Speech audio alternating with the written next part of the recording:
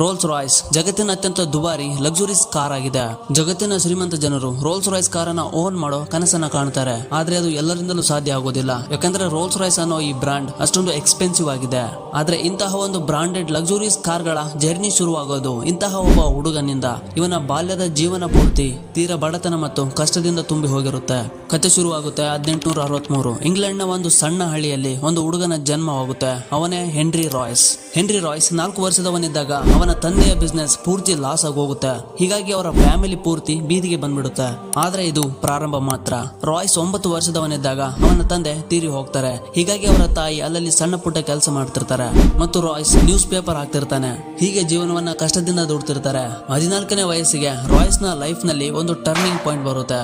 ಅವನ ಸಂಬಂಧಿಕರಲ್ಲಿ ಒಬ್ಬರು ರಾಯ್ಸ್ ನಲ್ಲಿದ್ದಂತ ಸಾಮರ್ಥ್ಯವನ್ನ ಗುರುತಿಸಿ ಒಂದು ಗ್ರೇಟೆಸ್ಟ್ ರೈಲ್ವೆ ಕಂಪನಿಯಲ್ಲಿ ರಾಯ್ಸ್ ನನ್ನ 20 ಆನಮ್ಗಳಿಗೆ ಅಸಿಸ್ಟೆಂಟ್ ಆಗಿ ಸೇರಿಸ್ತಾರೆ. ರಾಯ್ಸ್ ಹಗಲು ರಾತ್ರಿ ಕಷ್ಟಪಟ್ಟು ಕೆಲಸ ಮಾಡ್ತಾನೆ. ಪ್ರಾಕ್ಟಿಕಲಿ ಫ್ಯಾಕ್ಟರಿಯಲ್ಲಿ ವರ್ಕ್ ಮಾಡಿ ಕಾರ್ಪೆಂಟ್ರಿ, ಮ್ಯಾಥ್ಸ್ ಮತ್ತು ಎಲ್ಲದಕ್ಕಿಂತ ಮುಖ್ಯವಾಗಿ ಎಲೆಕ್ಟ್ರಾನಿಕ್ಸ್ ಕೆಲಸನ ಕಲಿತಾನೆ. 17ನೇ ವಯಸ್ಸಿಗೆ ರಾಯ್ಸ್ ಒಬ್ಬ ಎಕ್ಸ್ಪರ್ಟ್ ಮೆಕ್ಯಾನಿಕ್ ಆಗ್ತಾನೆ. 21ನೇ ವಯಸ್ಸಿನಲ್ಲಿ ಅವನು ಒಬ್ಬ ಮ್ಯಾಕ್ಸಿಮಮ್ ವರ್ಟಿನ್ ಎಂಬ ಕಂಪನಿಯಲ್ಲಿ ಕೆಲಸ ಮಾಡ್ತಿರ್ತಾನೆ. ಆದ್ರೆ ಆ ಕಂಪನಿ ಫೈನಾನ್ಸಿಯಲ್ ಪ್ರಾಬ್ಲಮ್ ನಿಂದಾಗಿ ಮುಚ್ಚಿ ಹೋಗುತ್ತೆ. ಆಗ ರಾಯ್ಸ್ ನ ಹತ್ರ ಬೇರೆ ಕಂಪನಿಗಳಿಗೆ ಹೋಗೋ ಆಪ್ಷನ್ ಇರುತ್ತೆ. ಆದ್ರೆ ರಾಯ್ಸ್ ತನ್ನದೇ ಆದ ಸ್ವಂತ ಎಲೆಕ್ಟ್ರಿಕಲ್ ಇಂಜಿನಿಯರಿಂಗ್ ಕಂಪನಿಯನ್ನ ತೆರೆಯೋ ನಿರ್ಧಾರ ಮಾಡ್ತಾನೆ. ತನ್ನ ಹತ್ರ ಇದ್ದ ಸ್ವಲ್ಪ ಹಣನ ಹಾಕಿ ಒಂದು ಕಂಪನಿಯನ್ನ ಶುರು ಮಾಡ್ತಾನೆ. ಅದುವೇ FH ರಾಯ್ಸ್ ಕಂಪನಿ. ಇದಕ್ಕೆ ಯೂನೆಸ್ಟ್ ಕ್ಲಿಯರ್ ಮೌಂಟ್ ಅನ್ನೋ ಸ್ನೇಹಿತ ಪಾರ್ಟ್ನರ್ ಆಗ್ತಾನೆ. ರಾಯ್ಸ್ ತನಗೆ ಬರ್ತಿದ್ದಂತ ಎಲ್ಲ ಕೆಲಸಗಳನ್ನ ಮಾಡ್ತಾನೆ. ಸ್ವಿಂಗ್ ಮಷಿನ್, ಎಲೆಕ್ಟ್ರಿಕಲ್ ಫಿಟ್ಟಿಂಗ್ನೆಸ್ ಸೇರಿದಂತೆ ತನಗೆ ಬರ್ತಿದ್ದಂತ ಎಲ್ಲ ಕೆಲಸಗಳನ್ನ ಮಾಡ್ತಾನೆ. ರಾಯ್ಸ್ ಎಲೆಕ್ಟ್ರಿಕಲ್ ಫಿಟ್ಟಿಂಗ್ಸ್ ಮತ್ತು ಲೈಟಿಂಗ್ಸ್ ಗಳ ಡಿಮ್ಯಾಂಡ್ ದಿನದಿಂದ ದಿನಕ್ಕೆ ಗ್ರೋ ಆಗ್ತಿರೋದನ್ನ ಗಮನಿಸ್ತಾನೆ. ಹೀಗಾಗಿ ಆರ್ಕ್ ಲ್ಯಾಂಪ್ಸ್, ಬಲ್ಬ್ ಹೋಲ್ಡರ್ ಮತ್ತು ಎಲೆಕ್ಟ್ರಾನಿಕ್ ಡೋರ್ ಬೆಲ್ ಗಳನ್ನ ಮ್ಯಾನುಫ್ಯಾಕ್ಚರಿಂಗ್ ಮಾಡೋದಕ್ಕೆ ಶುರು ಮಾಡ್ತಾನೆ. ಇದೇ ಕೆಲಸ ಅವರ ಕಂಪನಿಯ ದಿಕ್ಕನ್ನೇ ಬದಲಾಯಿಸಿ ಬಿಡುತ್ತೆ. 1900 ಅನ್ನುವಷ್ಟೊತ್ತಿಗೆ ಇವರ ಕಂಪನಿಯ ಸೇಲ್ಸ್ 20,000 ಪೌಂಡ್ ಗಳನ್ನ ಕ್ರಾಸ್ ಮಾಡುತ್ತೆ. 38ನೇ ವಯಸ್ಸಿಗೆ ರಾಯ್ಸ್ ಫ್ಯಾಮಿಲಿ ಮ್ಯಾನ್ ಆಗ್ತಾರೆ. ಆಗ ಒಂದು ದೊಡ್ಡ ಫ್ಯಾಕ್ಟರಿಯನ್ನ ಬಿಲ್ಡ್ ಮಾಡೋ ಪ್ಲಾನಿಂಗ್ ನಲ್ಲಿ ಇರ್ತಾರೆ. ಎಲ್ಲ ಚೆನ್ನಾಗೇ ಇರುತ್ತೆ. ಆಗ ರಾಯ್ಸ್ ಲೈಫ್ ನಲ್ಲಿ ಒಂದು ಟ್ವಿಸ್ಟ್ ಬರುತ್ತೆ.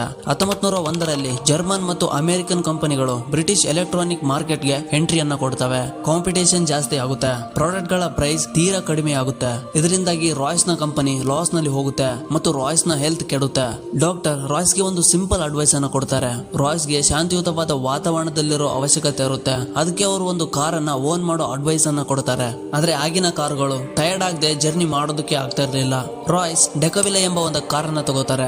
ಆದ್ರೆ ಆ ಕಾರು ತುಂಬಾನೇ ಸೌಂಡ್ ಮಾಡ್ತಾ ಇರುತ್ತೆ. ಬ್ರೇಕ್ ಅಷ್ಟೊಂದು ಎಫೆಕ್ಟಿವ್ ಆಗಿರೋದಿಲ್ಲ. ಜೊತೆಗೆ ಓವರ್ ಹೀಟಿಂಗ್ ನ ಪ್ರಾಬ್ಲಮ್ ಇರುತ್ತೆ.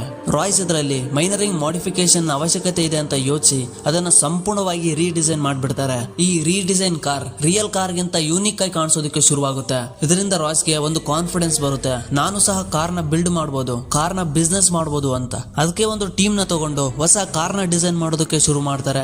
ಮೊದಲನೇದಾಗಿ 10 ಹಾರ್ಸ್ ಪವರ್ ಮತ್ತು 2 ಸಿಲಿಂಡರ್ ನ ಕಾರ್ ಅನ್ನ ತಯಾರು ಮಾಡ್ತಾರೆ.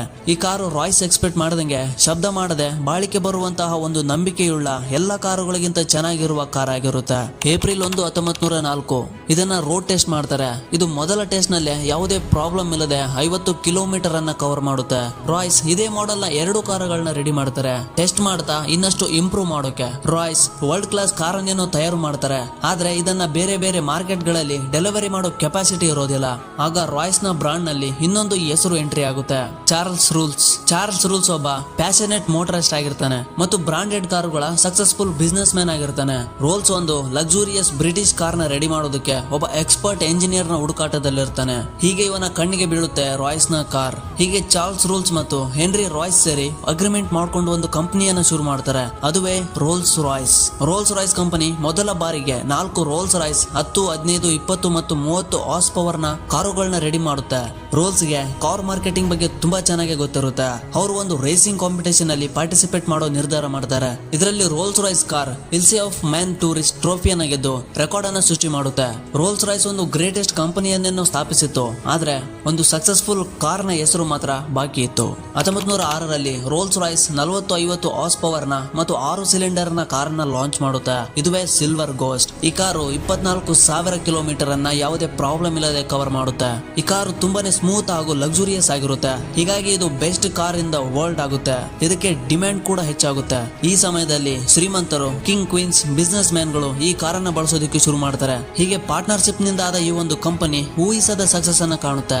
ಜುಲೈ 12, 1916ರಲ್ಲಿ ರೈಟ್ ಫ್ಲೈಯರ್ ಎಂಬ ಪ್ಲೇನ್ ಕ್ರಾಶ್ ನಲ್ಲಿ ಚಾರ್ಲ್ಸ್ ರೋಲ್ಸ್ ತೀರಿ ಹೋಗ್ತಾರೆ. ಈ ಘಟನೆಯಿಂದಾಗಿ ರಾಯ್ಸ್ ನ ಹೆಲ್ತ್ ಡೀಪ್ಲಿ ಇಂಪ್ಯಾಕ್ಟ್ ಆಗುತ್ತೆ. ಆಗ ಗೊತ್ತಾಗುತ್ತೆ ರಾಯ್ಸ್ ಗೆ ಬೊವೆಲ್ ಕ್ಯಾನ್ಸರ್ ಇದೆ ಅಂತ.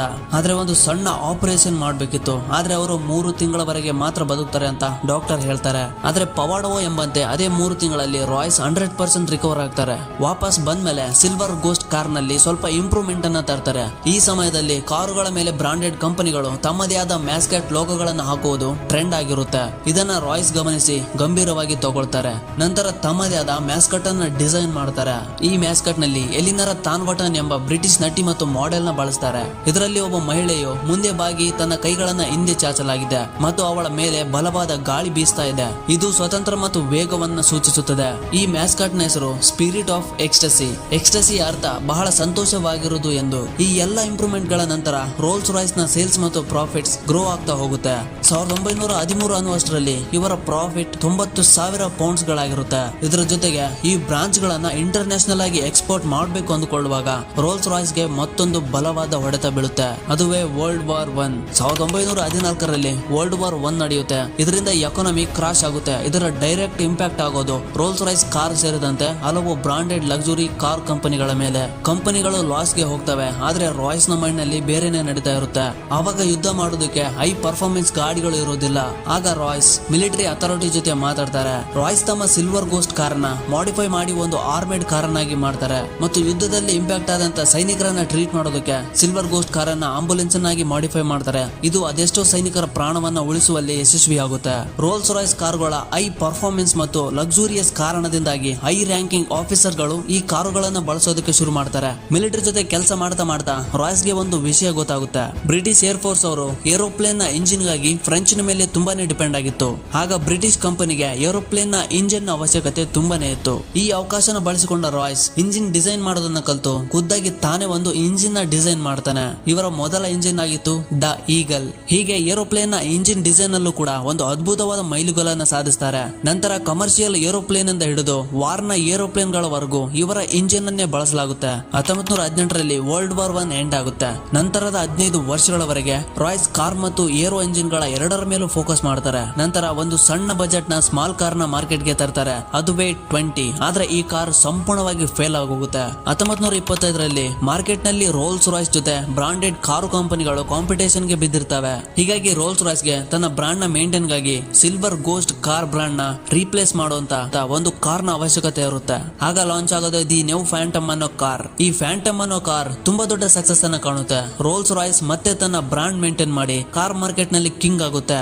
ನಂತರ ಫ್ಯಾಂಟಮ್ 2 ಅನ್ನ ರಿಲೀಸ್ ಮಾಡ್ತಾರೆ. ಇದು ಸಹ ದೊಡ್ಡ ಸಕ್ಸಸ್ ಅನ್ನೇ ಕಾಣುತ್ತೆ. 1931ರಲ್ಲಿ ದಿವಾಳಿಯ ಪರಿಸ್ಥಿತಿಯಲ್ಲಿದ್ದಂತ ಬೆಂಟ್ಲಿ ಕಂಪನಿಯನ್ನ ತಗೋತಾರೆ. ನಂತರ ರೋಲ್ಸ್ ರಾಯ್ಸ್ ಬೆಂಟ್ಲಿ 3.5 ಲೀಟರ್ ಅನ್ನೋ ಕಾರ್ ಅನ್ನ ರೆಡಿ ಮಾಡುತ್ತೆ. ಬೆಂಟ್ಲಿ ಮತ್ತು ರೋಲ್ಸ್ ರಾಯ್ಸ್ ಸೇರಿ ಮಾಡಿದಂತಹ ಒಂದು ಯೂನಿಕ್ ಆದ ಕಾರ್ ಇದಾಗಿರುತ್ತೆ. ಆದ್ರೆ ವಿಧಿಯ ಕೈವಾಡ ಬೇರೆನೇ ಇತ್ತು.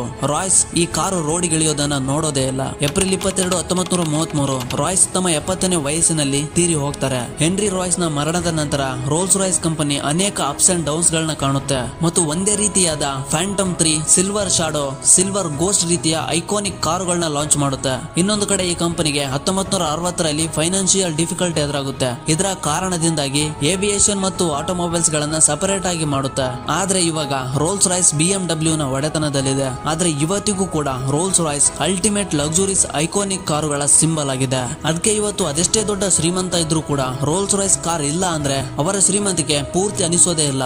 ಈ ಕ್ರೇಜ್ ಗೆ ಕಾರಣನೇ ಒಬ್ಬ ಪೂರ್ ಬಾಯ್ ಮತ್ತು ಅವನ ಟ್ಯಾಲೆಂಟ್. ಇದಕ್ಕೇನೆ ಹೇಳಿರೋದು ಮನುಷ್ಯ ಮನಸ್ಸು ಮಾಡಿದ್ರೆ ಏನ್ ಬೇಕಾದ್ರೂ ಮಾಡಬಹುದು ಅಂತ. ಓಕೆ ಸ್ನೇಹಿತರೆ, ಇದಾಗಿತ್ತು ರೋಲ್ಸ್ ರಾಯ್ಸ್ ನ ಜರ್ನಿ. ಇದ್ರ ಬಗ್ಗೆ ನಿಮ್ಗೆ ಅನಿಸುತ್ತೆ ಅನ್ನೋದನ್ನ ಕಾಮೆಂಟ್ ಮಾಡಿ. ನಮ್ಮ ಚಾನಲ್ಗೆ ಹೊಸದಾಗಿ ಬಂದ್ರೆ ದಯವಿಟ್ಟು ಸಬ್ಸ್ಕ್ರೈಬ್ ಮಾಡ್ಕೊಂಡು ಬೆಲ್ ಐಕಾನ್ ಆಲ್ ಅಲ್ಲಿ ಇಟ್ಕೊಂಡು ಸಪೋರ್ಟ್ ಮಾಡಿ.